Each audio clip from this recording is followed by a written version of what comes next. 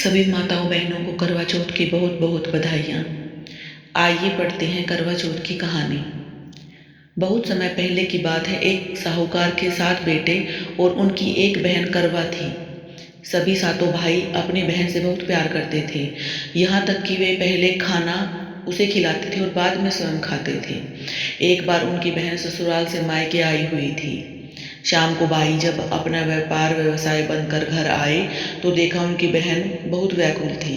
सभी भाई खाना खाने बैठे और अपनी बहन से भी खाना खाने का आग्रह करने लगे, लेकिन बहन ने बताया कि उसका आज करवा चौथ का निर्जल व्रत है और वह खाना सिर्फ चंद्रमा को देखकर उसे अर्घ्य देकर ही खा सकती है।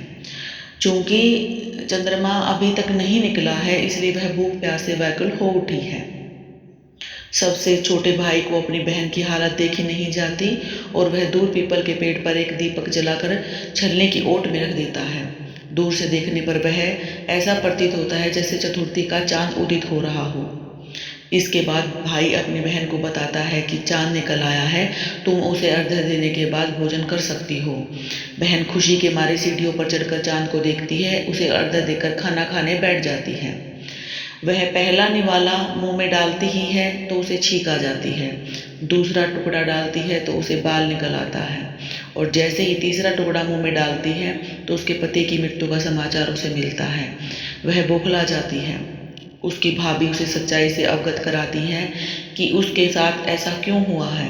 करवा चौथ का व्रत गलत तरीके से टूटने के कारण देवता उससे नाराज हो गए हैं और उन्होंने ऐसा किया है।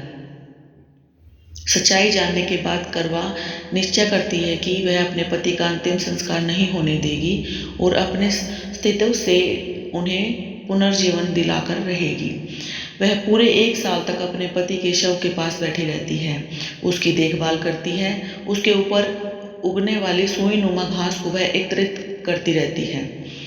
1 साल बाद फिर करवा चौथ का व्रत आता है। उसकी सभी भाभियाँ करवा चौथ का व्रत रखती हैं। जब भाभियाँ उससे आशीर्वाद लेने आती हैं तो वह प्रत्येक भाभी से यम सुई ले लो, पिए सुई दे दो, मुझे भी अपने जैसे सुहागिन बना दो, ऐसा आग्रह करती है। लेकिन हर बार भाभी उसे अगली भाभी से आग्रह करने का कह के चली जाती है।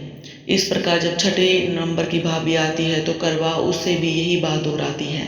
यह भाभी उसे बताती है कि चूंकि उसने छोटे भाई की वजह से उसका व्रत टूटा था, अतः उसकी पत्नी में ही शक्ति है कि वह तुम्हारे पति को दोबारा जीवित कर सकती है। इसलिए जब वह आए तुम उसे पकड़ लेना और जब वह तुम्हारे पति को जिंदा न कर दे तो उसे मत छोड़ना। ऐसा कहकर वह चली जाती है। सबसे अंत में छोटी भाभी आती है। करवा उनसे भी सुहागिन बनने का आशीर्वाद मांगना चाहती है, लेकिन वह टाल मटोली कर देती है और अपने सुहाग को जिंदा करने के लिए कहती है। भाभी उससे छुड़ाने के लिए नोचती है, खसोटती है, लेकिन करवा नहीं छोड़ती है। अंत में उसकी तपस्या को देख भाभी पसीज जाती है और अपनी छोटी उंगली को चीरकर उसमें से अमृत उसके पति के मुंह में डाल देती है। करवा का पति तुरंत श्री गणेश कहता हुआ उठ बैठता है। इस प्रकार प्रभु कृपा से उसकी छोटी भाभी के माध्यम से करवा को अपने सुहाग वापस मिल जाता है। हे श्री गणेश, माँ गौरी, जिस प्रकार करवा को चिर सुहागन का वरदान मिला है वैसे ही सब सुहागिनों को मिले। जय करवा माता, जय माता दी।